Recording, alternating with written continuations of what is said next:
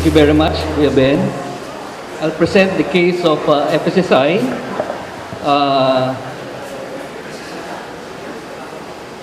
We are into 3BL, triple bottom line entrepreneurship, and working towards a robust social solidarity economy. And I'll present the case of our partner through this outline. First, an introduction on FSSI as a development actor working towards social enterprise and social solidarity economy. Second, what's the case of our 3BL local economy development towards a social solidarity economy, particularly working across the supply or value chains. And third, the specific case is on Malaya Development Cooperative in Isabela, which is north of Manila. And then the third presentation will focus on why do we need to pursue and move towards triple bottom line, local economic development, and social solidarity economy. So first off, to introduce everyone of what FSSI is, we are a non-government organization that provides development and financing assistance for two social enterprises of the marginalized sectors. One of the few NGOs in the country managing an endowment for social entrepreneurship. Second, we focus on assisting enterprises that adopts the triple bottom line, 3BL, for short, people, planet, and profit. And that's also our parameters or criteria for partnership. And third, we partner with local resource institutions, NGOs, development-oriented organizations, and to some extent, some local government units for triple bottom line social entrepreneurship. Where did we get our endowment? Our endowment came from a debt for development swap with the Swiss government way back in 1995. That has been the endowment that we use to assist and help develop social enterprises throughout the country. So, to some extent, and to a very large extent, the endowment that we are managing is for public trust. Our development objectives is to develop and establish, help grow triple bottom line social enterprises of the poor sectors. And then, in doing so, we want greater participation of the excluded sectors. And these are in the different sectors where there are poor people. And third, advocacy. We want to advocate and promote policies conducive to triple bottom line entrepreneurship. And these are our development and financial services targeting our partners. Triple bottom line civil society organizations like cooperatives, NGOs, microfinance institutions, thrift, rural, or cooperative banks that have strong triple bottom line practice, registered people's organizations, and even from the private sector, single proprietorships, as long as they exhibit strong links to community-based enterprises along the triple bottom line objective. We have financial products from grants to loans, guarantees, fund syndication, deposits, equities, special projects for or soft loans for agribusiness incubation, and any combinations of such modalities of financing. This is our core criteria or core parameter and core strategy. Kita, kapwa, kalikasan. It should be profitable. Kumikita, it creates wealth. And that wealth is distributed. It's not wrong to create wealth. What is evil is greed. And it should be pro-poor, baka kapwa, community-oriented and high-level participation or stakeholdership, or even ideally, ownership of the marginalized sectors of the enterprise. And lastly, ecologically sound or regenerative ecosystem, kalikasan. there is no business on a dead planet. And this is how we look at our development program. We help develop social enterprises along the triple bottom line, intersecting the economic, social, and ecosystem dimension. We are in food, derivatives, health, public utilities, among small farmers, fishers, indigenous people, women, rural workers, even urban workers, persons with disabilities, etc., and intersecting system, basically the commons, and help support the triple bottom line enterprises that exhibit well-roundedness through support services and applied in a specific ecosystem or community that is relevant to the enterprises. And hopefully, these enterprises are all interlinked through value chains, through supply chains, so that they could all become solid and organized in solidarity with each other towards a greater value adding among the communities. So triple bottom line social enterprises, we support creating a critical mass of SEs or triple bottom line social enterprises in triple bottom line communities. So what's the case of our work in progress triple bottom line? We are not claiming that this is a successful social solidarity economy case. It is work in progress. In fact, there are a lot of challenges, as we can see later. No? It's a case of the Malaya Development Cooperative in Malig, Isabela, which is in Region 2. It's a beneficiary of agrarian reform. That's the first intervention from the public sector.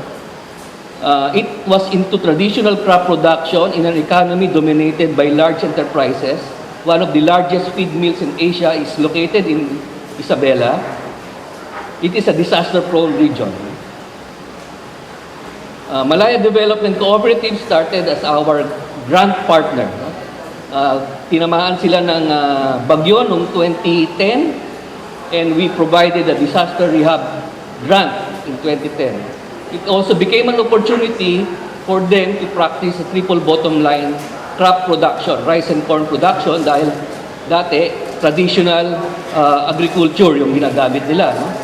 But to partner with FSSI, it has to be a well-rounded triple bottom line enterprise. No? And second, there is an agri-production loan in Malig, Isabela for rice and corn production that will support a local dairy industry development, cum organic fertilizer production project, also with Malaya Development Cooperative as the proponent. So these are the details of the project,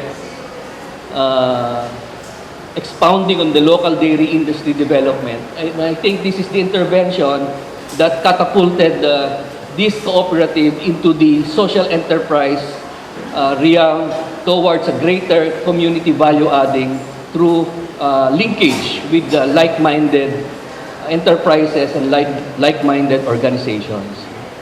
And it has attracted foreign assisted projects like the World Bank, the Philippine Rural Development Program as part of the grants. No? It has collaborating organizations, the National Dairy Authority, the Department of Agrarian Reform, DA, DTI, and the local government units, principally the province and the municipalities. So MDC, from ARB, it has moved on to livelihood and to a diversified social enterprise. And lastly, they have become a local economic development consortium, SEC registered. This is Malig. And Isabela, the rightmost part is the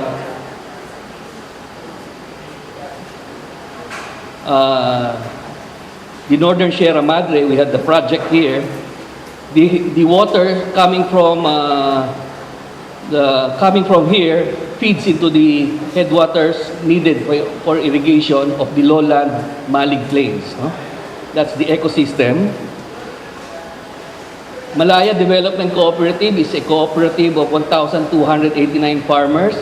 They are into organic rice and corn, dairy production, organic silage, which are all complementary with each other.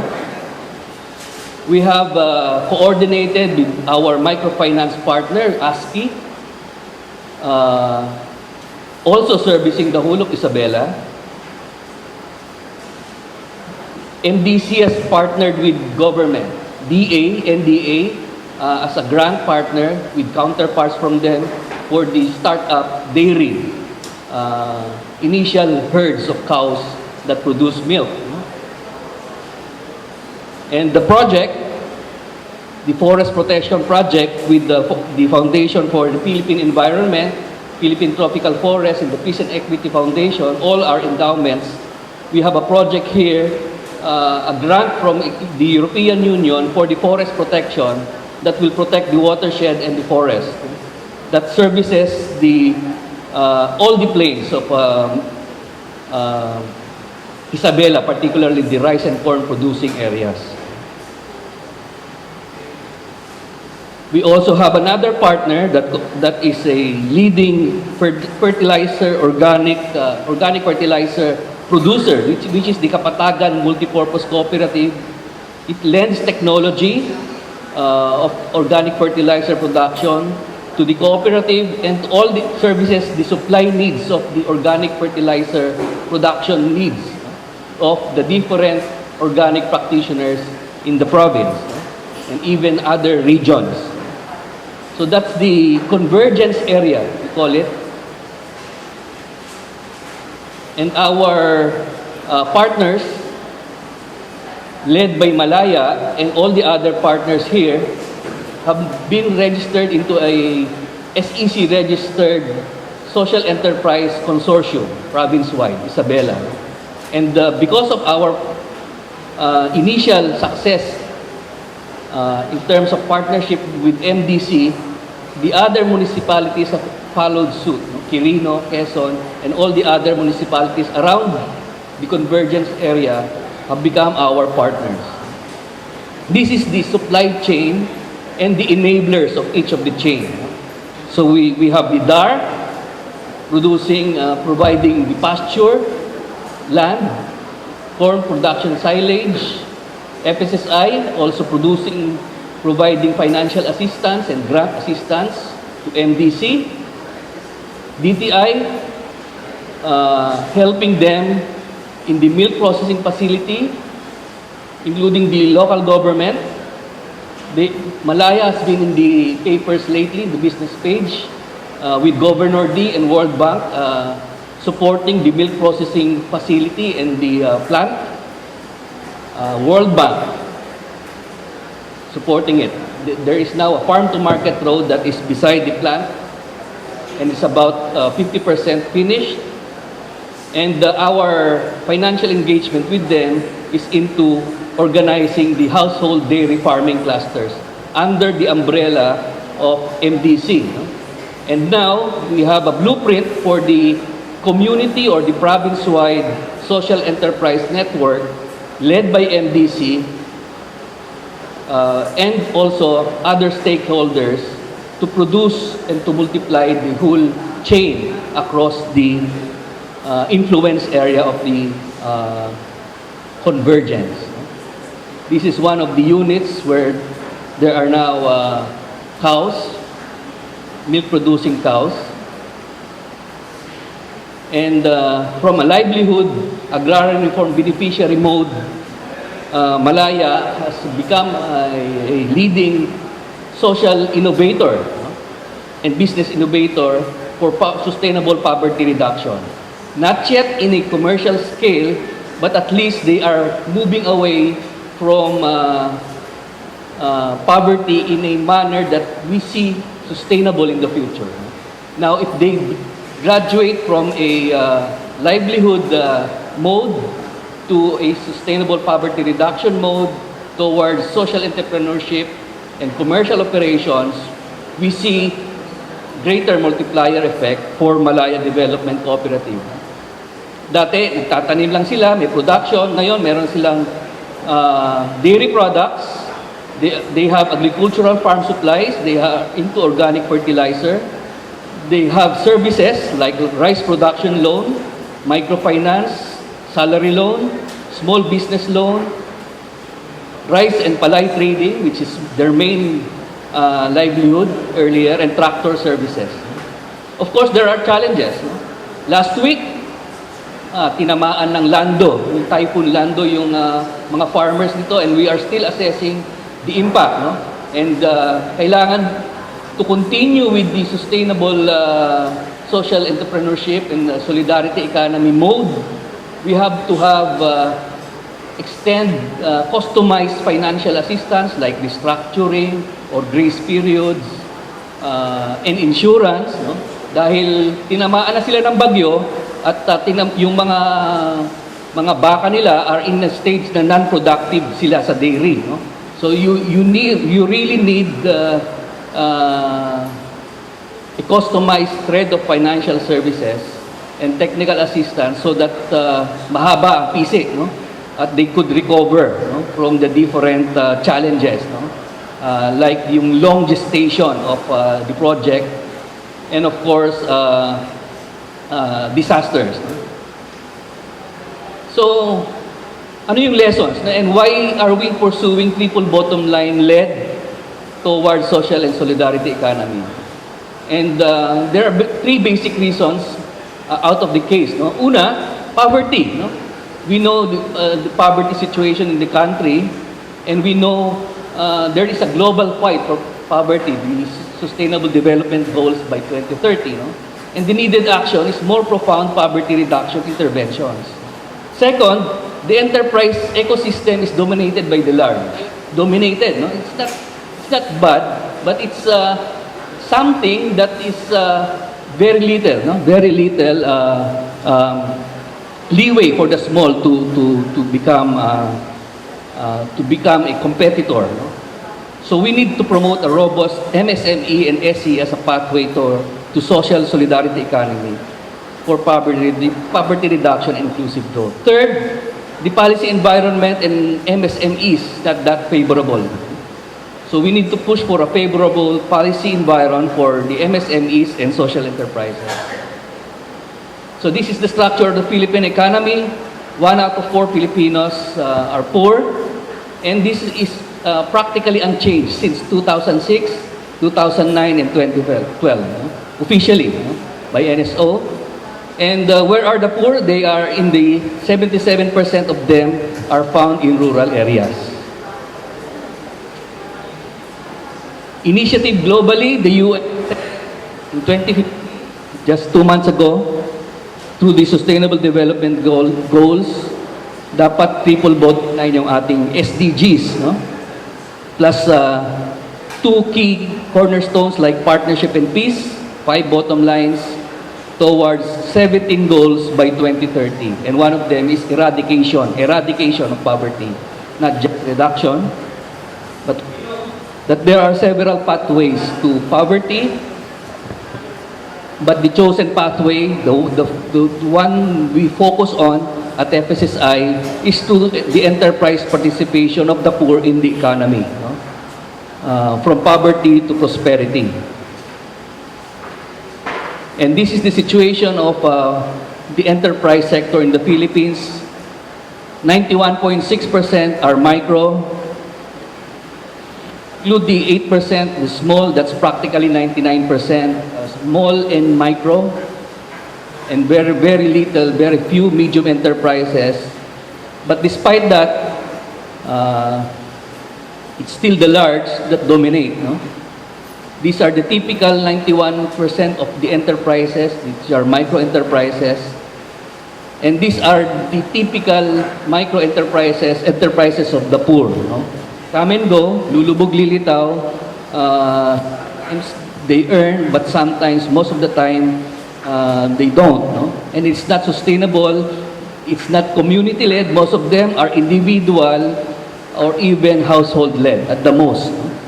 They are necessity entrepreneurs, On the flip side of the enterprise ecosystem, we have the corporations, that's 0.3%, that's around 3,000 of them, who dominates the ecosystem. We have mining companies dominating the protected areas, power and logging. We have mass-produced food in the production areas that are dependent on chemical-based pesticides, chemical fertilizer. Economic facilities like power and distribution are owned by the large conglomerates. The financing system, the banks, real estate are dominated by the corporations and conglomerates, including the trade system, wholesale and retail. And in the urban areas, the urban ecosystems and coastal, you have the mass media, transport, the rest of the major sectors. This is the economic density in the Philippines. If you wonder why there is too much traffic and there is paralysis, most of economic activities and most economic production are located in Manila, in Region 4 and Region 3, Central Luzon and the Calabar Zone. The rest would be in Cebu, probably some cities like Iloilo and Davao. But that's where the wealth is coming from, that's where production is coming from in the country. It's dominated by the large. No? Another reason is the policy environment supporting MSMEs and SEs. No?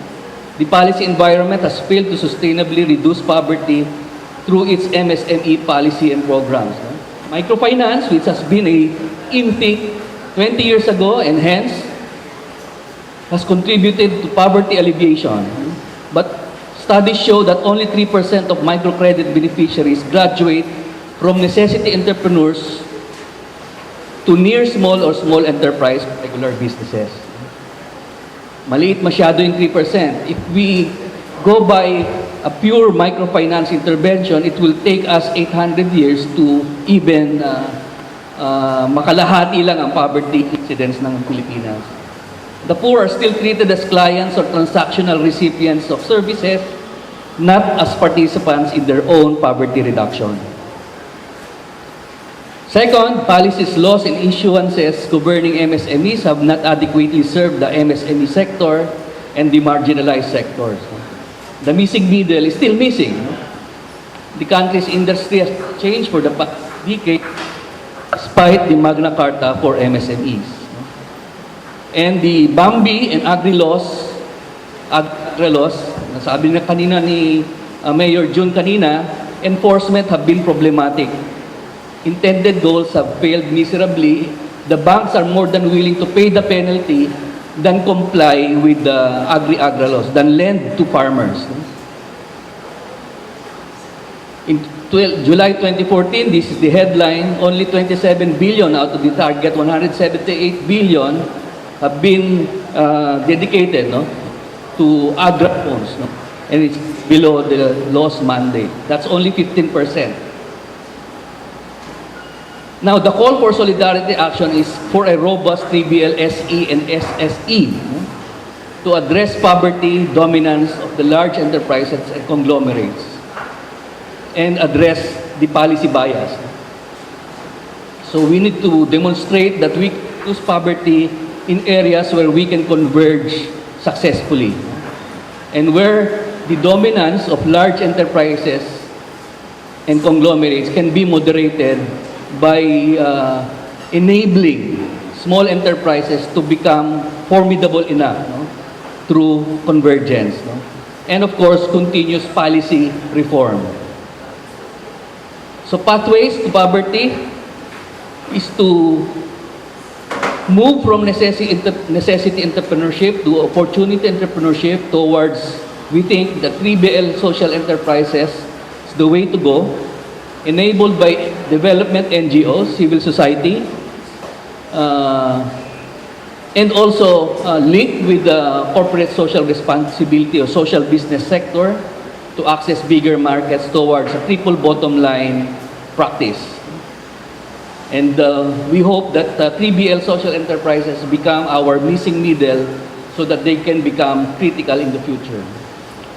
And one of the technical information that we need is to ask the question, where are the poor in the value chain? Are they victims of monopolies in the chain, from production, processing, up to the consumption.